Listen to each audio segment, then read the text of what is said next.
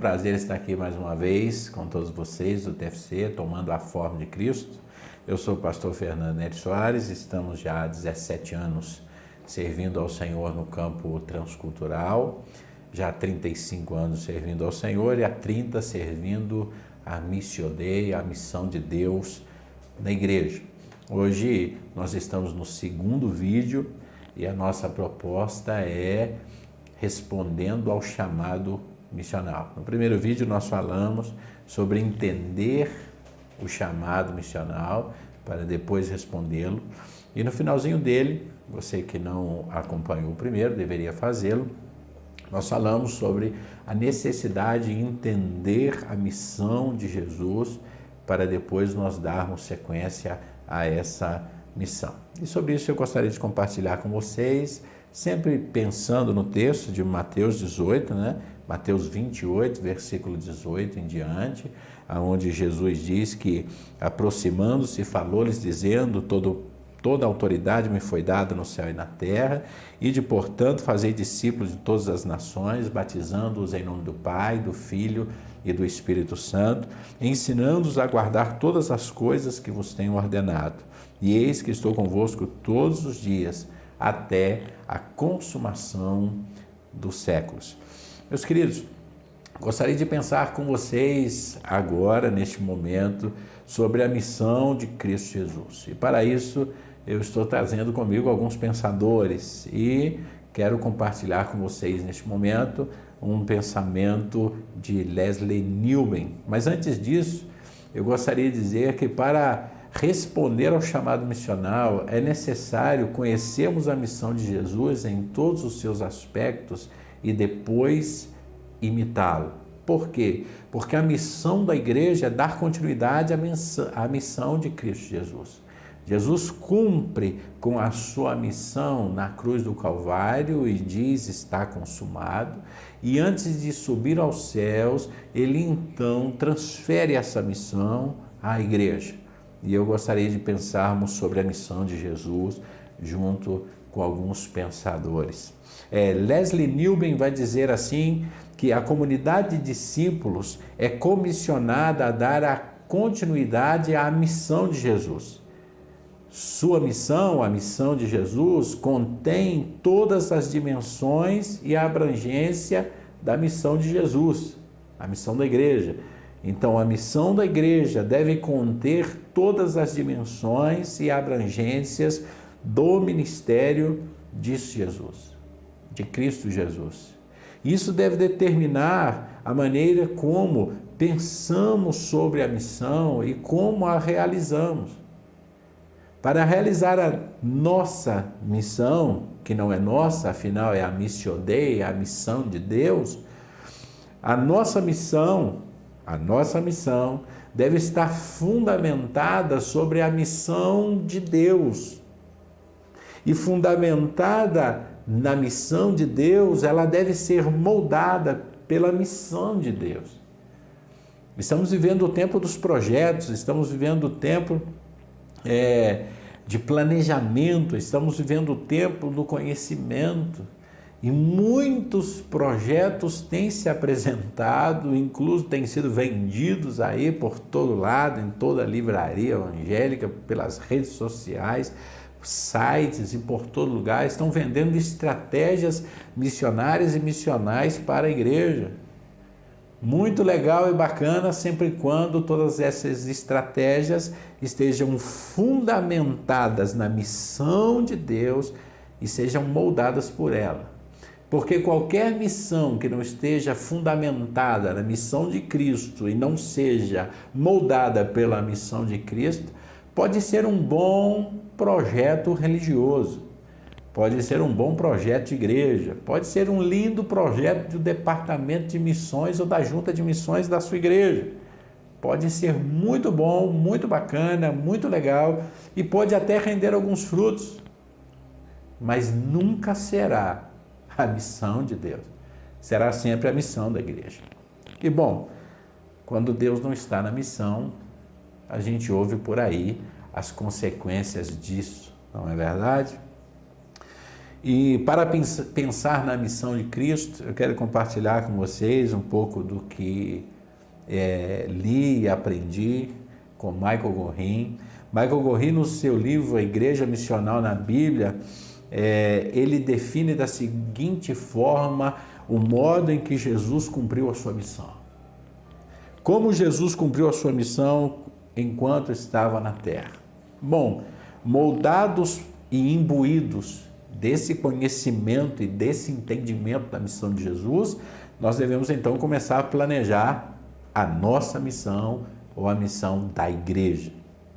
Mas Gorin vai dizer que primeiro, Jesus na sua missão, ele formou uma comunidade e convidou as pessoas a entrar nessa comunidade por meio do arrependimento e fé e a receber as bênçãos e as exigências do reino. Aqui já devemos começar a repensar a eclesiologia da igreja atual, não só no Brasil, mas em todo o Ocidente. Ainda que a fé, a missão e Cristo se receba pela graça, ele deve ser recebido por meio do arrependimento e fé. Ainda que o Evangelho contenha bênçãos, o Evangelho também contém exigências. Se existem benefícios no reino, existe também exigências no reino. Isso foi o que Jesus sempre fez e deixou claro e cimentado nos 4 evangelhos. Ele sempre, a todos aqueles que estavam ao seu redor, desafiou a fazer parte dessa comunidade, a comunidade de Deus, através do arrependimento e da fé, unicamente. E ele sempre os convidou também a receber as bênçãos do reino, mas ele sempre também deixou claras exigências do reino.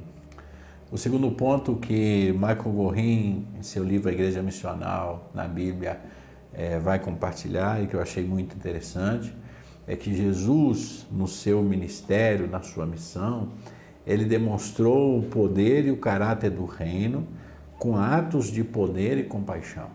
Estamos vendo um tempo de extremos na igreja ocidental.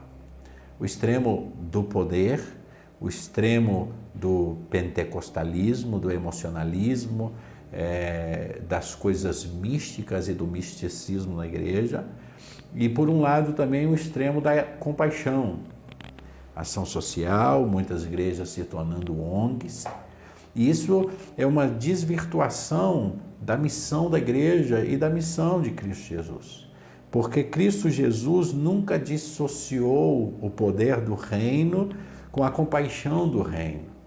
Sempre houve na missão de Cristo o poder do reino e a missão e a compaixão do reino. Porque o poder do reino e a compaixão do reino é fruto de uma espiritualidade integral. É fruto de uma espiritualidade que entende, que interpreta, que sim é necessário e que Deus demonstra o seu poder aos seres humanos, mas que Deus também vem demonstrar a sua compaixão e o seu amor a ela. Nós podemos ver isso claramente nas 2 multiplicações do pão e peixe. Se nós vamos olhar em Marcos capítulo 6 e Marcos capítulo 8, Marcos capítulo 6, Jesus vai dizer que ele olhava para a multidão e tinha compaixão dela, porque eram como ovelhas que não tinham pastor. Na primeira multiplicação do pão, Jesus está olhando para o povo e tendo compaixão espiritual delas, porque elas eram como ovelhas sem pastor. Quando vamos ver em Marcos capítulo 8, a segunda multiplicação dos pães e peixes, nós vamos ver que Jesus diz que tem compaixão do povo que há 3 dias está seguindo ele sem comer e sem beber. E se Jesus os despede sem comer e sem beber, então ele temia que o povo perecesse pelo caminho. Se na primeira multiplicação a preocupação de Cristo Jesus é espiritual por ovelhas que não têm pastor, na segunda multiplicação dos pães, a preocupação de Cristo é a compaixão pelo estado do corpo, o estado humano, o estado social da pessoa. E aqui, mais uma vez, a igreja deve aprender, evitar os extremos e acompanhar e seguir a missão de Jesus. Se a missão da igreja é dar continuidade à missão de Jesus, então a igreja deve entender que sim, há manifestações de poder no reino, que sim, há compaixão no reino, mas os dois não podem andar dissociados. É necessário que a glória de Deus e o poder de Deus seja manifesto às pessoas e ao mundo, sim. É necessário que a compaixão seja manifesta ao mundo, sim. Mas é necessário que os dois caminhem juntos. Toda e qualquer comunidade que foca no poder de Deus ou que foca única e exclusivamente na compaixão de Deus, perdeu o foco, está dissociada da missão de Cristo. Porque Cristo, ao realizar a sua missão, ele deixou claro que o poder e a compaixão devem andar juntos. Outra coisa interessante que ele diz é que a vida de Jesus ilustrou vividamente a vida do reino. Um relacionamento com o Abba, Pai, um relacionamento íntimo e profundo com o Abba, Pai. Nós vemos isso em todos os momentos de Jesus. Nós vemos isso quando a Bíblia diz, os evangelhos deixam claro, que Jesus ia à sinagoga.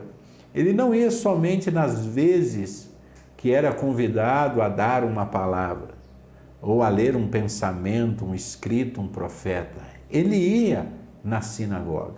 Era costume dele ir à sinagoga, demonstrando a busca de um relacionamento com o Pai através da comunidade, através da igreja, através do corpo do Pai.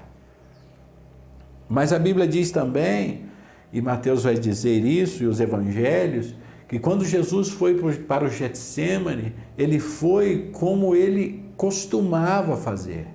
Antes de Jesus ser crucificado, ele não foi para o Getsêmani com medo da morte, ele não foi para pedir para que esse cálice pudesse ser passado dele, ele não foi para rejeitar o cálice ou por temer o que estava para acontecer.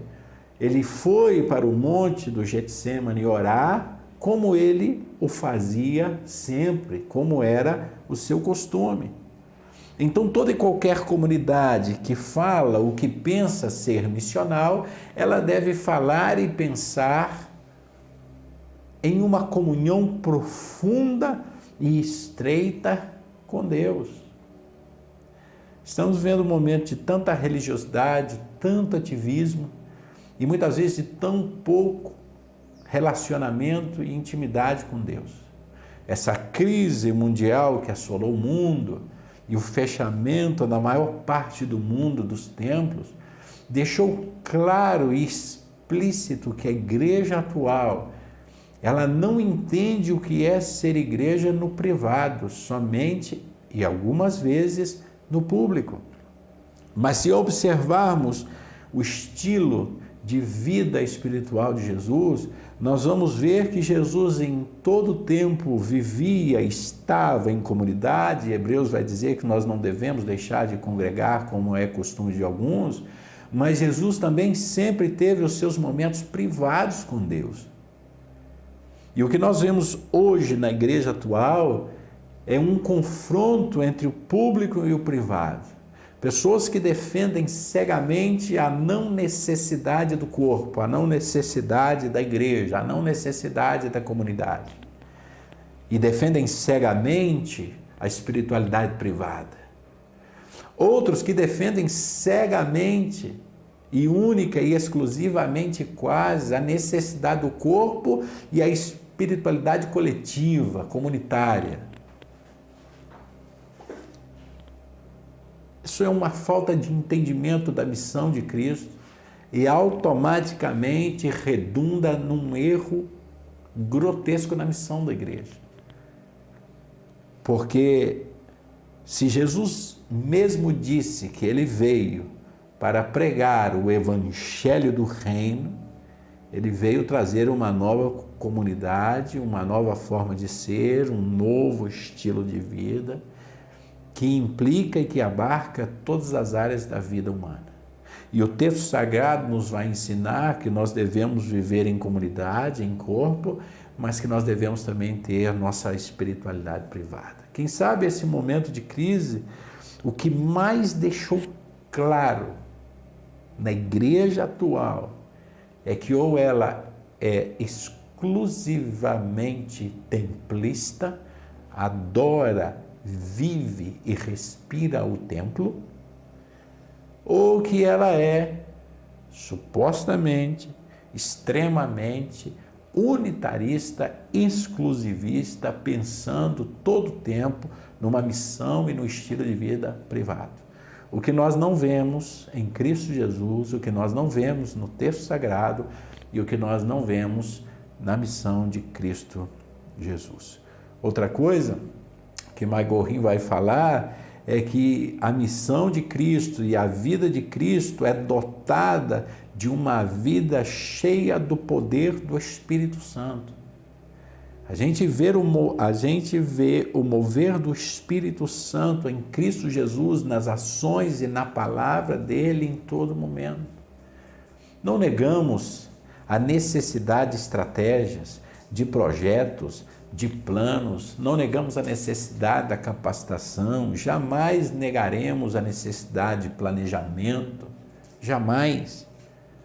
Mas nós não podemos banir ou excluir o poder de Deus, a unção do Espírito de Deus sobre a vida daqueles que cumprem a missão. A igreja pode ser extremamente estratégica, contextualizada, mas se ela não for cheia do Espírito Santo, seguramente não vai resultar. Porque a Bíblia diz que quem convence o homem, no final das contas, do pecado, da justiça e do juízo, é Deus, é o Espírito Santo. Podemos ter boas estratégias, bons planos, podemos ter planejamento, podemos ser exímios plantadores de igrejas, exímios missionários, totalmente qualificados no que tange ao intelecto, mas sem a unção do Espírito de Deus sobre as nossas vidas, nada vai acontecer. Jesus diz isso em Lucas. Jesus vai dizer que o Espírito de Deus está sobre mim. E é o Espírito de Deus que me capacita. É o Espírito de Deus que me capacita. Capacita para evangelizar os pobres, para curar os quebrantados de coração, para pregar os oprimidos e para anunciar o ano aceitável do Senhor. É o Espírito de Deus que capacitava Jesus para isso. E é o Espírito de Deus que deve capacitar a igreja também para esse momento. O que vemos em Jesus é uma vida rica, uma rica e profunda vida de oração, com um clamor exigente por justiça, retidão, alegria, amor e perdão. É impactante esse pensamento, porque nós vemos um Jesus que em todo tempo está e prioriza a oração, tanto no privado quanto no coletivo, no comunitário. Mas essa não é uma espiritualidade religiosa. Essa espiritualidade é uma espiritualidade integral. É uma espiritualidade que leva Jesus a exigir, não somente clamar, a exigir, a lutar, a brigar por justiça. Ele luta para que haja retidão em todos os âmbitos da face da terra, e especialmente na comunidade dos discípulos. Ele é alguém que luta para que haja alegria, para curar as emoções também daqueles que estão na comunidade ou estão perdidos. Ele luta para que o amor seja expandido nos 4 cantos da terra, e não somente a religião. E para demonstrar e deixar claro isso, ele resume todos os mandamentos em 2: amarás ao teu Deus sobre todas as coisas e ao teu próximo como a ti mesmo. E outra característica da missão de Jesus é que ele luta para que as pessoas recebam perdão. Ninguém que se aproximou de Jesus com um coração sincero e verdadeiro saiu de perto dele sem receber perdão, sem receber amor, sem ter restaurado a sua alegria de viver, sem ser corrigido na sua vida diária e na sua forma de ser. Outra característica da missão de Jesus é uma profunda identificação com os pobres e marginalizados. Mais uma vez, quero fazer a observação para tomarmos cuidado da igreja não se transformar em uma ONG, até porque o ministério de Jesus era recheado de poder e também de compaixão. Mas o que nós vemos em Cristo Jesus é que ele tem uma compaixão e uma identificação profunda com aqueles que foram marginalizados pela religião, pelos religiosos, aqueles que foram marginalizados pela sociedade, aqueles que não têm direito nenhum e não tem ninguém que os possa defender ou que possa fazer alguma coisa por eles. Esse é o ministério de Cristo Jesus. E nós precisamos, comunidade de Deus, pensando em ser missional, nós precisamos também nos identificarmos com isso. Não é possível alguém que se diz cristão e missional, que passe pelos guetos da vida e pelos guetos das nossas cidades, do nosso país e dos países ao nosso redor, e não seja tocado, e não seja impactado, e não se doe, e que não doa nele a condição dos marginalizados. Aquele que se diz missional, ele não pode passar perto de um marginalizado e olhar para ele e dizer como muitos: o governo não faz nada. O governo passado é culpado, o governo presente é culpado. O governo deveria fazer alguma coisa, ou até mesmo alguém deveria fazer alguma coisa. Os verdadeiros cristãos e os verdadeiros missionais, eles sentem a dor do marginalizado. Eles não conseguem simplesmente olhar para o marginalizado e dar com os ombros. Não é problema meu, não é problema da igreja, são problemas sociais, responsabilidade do Estado. Não. Cristo, quando esteve em missão na terra, ele sempre agiu e sentiu que os pobres e marginalizados eram responsabilidade dele. E ele agiu e trabalhou para amenizar a dor e o sacrifício deles. E a igreja deve fazer a mesma coisa. E para ir já terminando, o que se vê na vida missional de Jesus, no ministério de Jesus, é a prontidão para desafiar com amor sacrificial os ídolos e o poder da cultura. E aqui nós temos um embate. Temos um embate porque nós vemos um grito religioso clamando para que a igreja se adapte ao seu contexto cultural do século XXI. Em todo momento, há defensores nos 4 cantos do país, em todas as redes sociais e na mídia, defendendo que a igreja deve se modernizar e atualizar-se. Mas o que nós vemos em Cristo é um clamor para que essa igreja sirva com amor sacrificial, e foi assim que ele serviu, servindo até a morte. Mas também a que essa igreja resista de forma forte, contundente aos ídolos e aos poderes da cultura. Nós não vemos um Cristo compassivo com a idolatria cultural. Nós vemos um Cristo que deixa claro não aceitar, não pactar e não permitir que a idolatria cultural penetre na comunidade que ele está criando. Nós vemos isso em Paulo, nós vemos isso em Romanos capítulo 12, versículo 1 e 2. Rogo-vos, pois, irmãos, pela misericórdia de Deus, que apresenteis os vossos corpos em sacrifício vivo, santo e agradável a Deus, que é o vosso culto racional. Mas eu rogo-vos também que não vos conformeis com este mundo, mas que transformai-vos pela renovação do vosso entendimento, para que experimenteis qual seja a boa, agradável e perfeita vontade de Deus. Para encontrarmos, desfrutarmos e pregarmos a vontade boa, perfeita e agradável de Deus, é necessário que sejam destituídos os ídolos culturais do nosso coração. E infelizmente são muitos.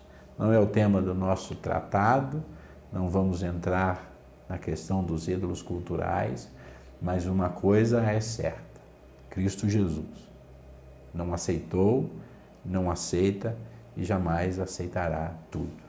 E se ele não aceitou, não aceita e não aceitará, a igreja também não deveria fazê-lo.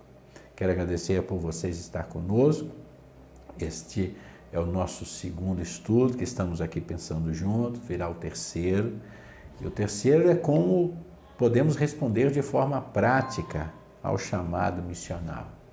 E esse eu gostaria de dividir em duas partes, e seguramente você será abençoado e você será desafiado e capacitado também a cumprir o seu chamado missional. Que Deus abençoe a sua vida, obrigado por estar conosco, e não deixe de ver o primeiro vídeo e não perca o segundo e o terceiro. Seguramente você será abençoado por Deus e abençoará também a muitos. Até lá, esperamos você para o próximo TFC, Tomando a Forma de Cristo.